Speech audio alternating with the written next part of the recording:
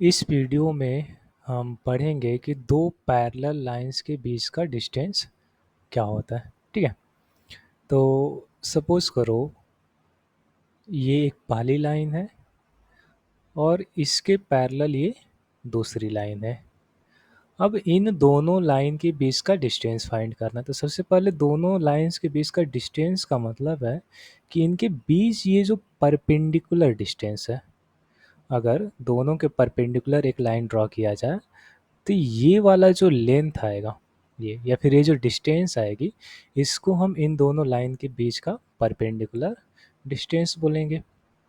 ठीक है, तो अगर हमें इन दोनों पैरेलल लाइन का इक्वेशन दिया गया हो तो इनके बीच का जो डिस्टेंस डी है इसको कैसे फाइंड करेंगे।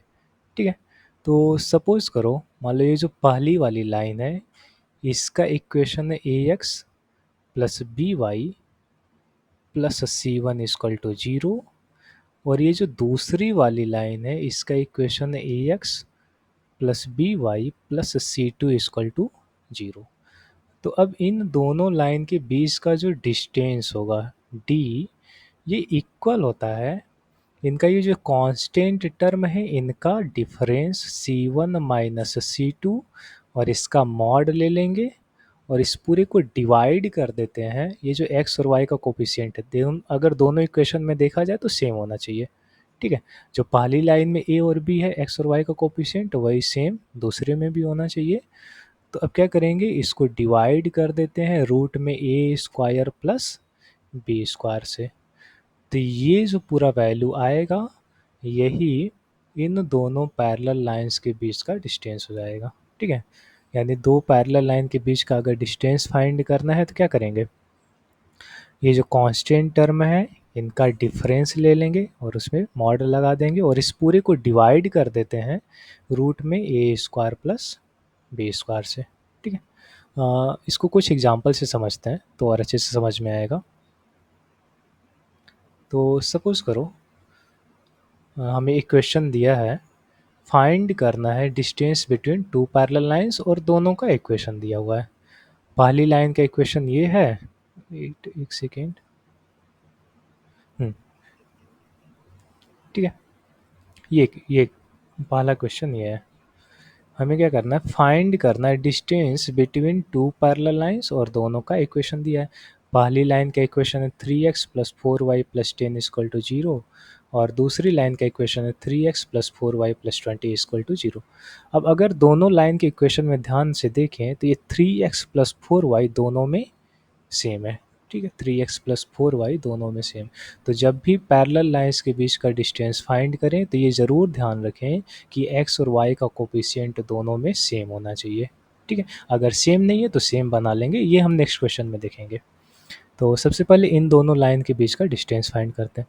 तो हमें पता है दो पैरेलल लाइन के बीच का जो डिस्टेंस होता है ये इक्वल होता है इनके कांस्टेंट टर्म का डिफरेंस, यानी यहाँ पर 10 और 20, इनका डिफरेंस निकाल लेंगे 20 माइनस 10, और इसका मॉड और इस पूरे को डिवाइड कर देते हैं रूट में ये जो x और y के कोफिशिएंट है उनके स्क्वायर के सम से। तो ऐसे हो जाएगा रूट में 3 स्क्वायर प्लस 4 का स्क्वायर। तो ये आ जाएगा 10 डिवाइडेड बाई, ये हो जाएगा रूट में 9 प्लस 16 यानी 25। तो ये हो जाएगा 5, और 10 को 5 से डिवाइड करेंगे तो 2 आ जाएगा। तो इन दोनों पैरेलल लाइंस के बीच का जो डिस्टेंस है वो यहाँ से 2 आ गया। ठीक है, तो ये था पहला क्वेश्चन। अब दूसरा क्वेश्चन देखते हैं। दूसरे में भी वही है, हमें दो पैरेलल लाइंस दिया गया है, दोनों के बीच का डिस्टेंस फाइंड करना है। तो अगर यहाँ पर अगर हम दोनों लाइनों के इक्वेशन को देखें तो पहली लाइन में x और y जो ऐसे 3x प्लस फोर वाई दिया है और दूसरे में 6x प्लस एट वाई दिया है। तो जब भी पैरेलल लाइन के बीच का डिस्टेंस फाइंड करना तो मेक श्योर करें कि ये दोनों x और y के कोफिशिएंट दोनों इक्वेशन में सेम हो। लेकिन यहाँ पर क्या हो गया, डिफरेंट हो गया, तब इसको सेम बनाना पड़ेगा। ठीक है, तो दूसरी जो लाइन है ये दिया है 6x plus eight y plus 15 is equal to zero.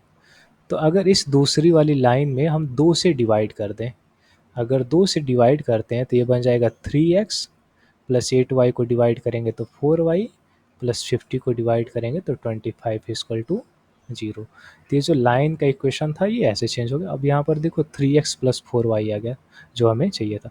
तो जब भी लाइन के बीच का डिस्टेंस निकालें तो x और y का कोफिशिएंट दोनों में सेम कर लें, उसके बाद ही कांस्टेंट टर्म का डिफरेंस लेंगे। तब इनके बीच का ये जो डिस्टेंस हो जाएगा इक्वल हो जाएगा मॉड में कांस्टेंट टर्म। अब कांस्टेंट टर्म 25 होगा, 50 नहीं होगा। तो यहाँ से 25 माइनस में 10 डिवाइडेड बाई रूट में 3 का स्क्वायर प्लस 4 का स्क्वायर।